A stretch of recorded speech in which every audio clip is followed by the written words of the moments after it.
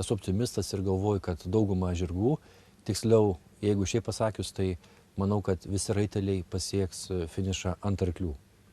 Nereikės nei mašinų važiuoti, nei pieškom eiti.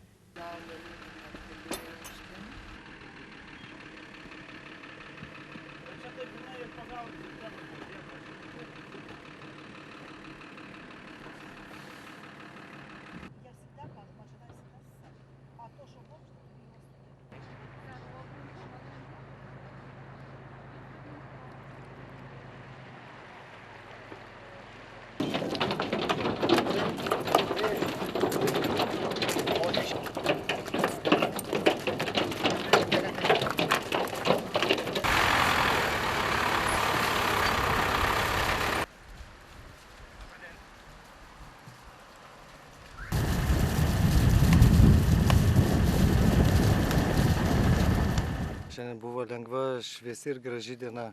Atsikėlėm gražioj vietoj, stovykla buvo, o atėjome dar gražesnė. Dniestro kranto, Hes elektrinė matosi ir aukštas Dniestro krantas, kur jau sakė, kiti maudėsi ir neįprastai buvo šiltas vanduo.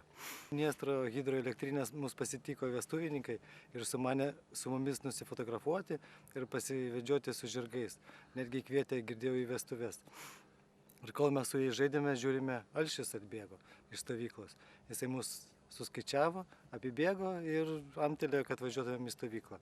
Tai mes palikę mielus vestuvininkus ir išdidžiai atsisakė kvietimų į vestuvės, nes ne to mes čia susirinkome, tai Alšio lydimi grįžome į stovyklą.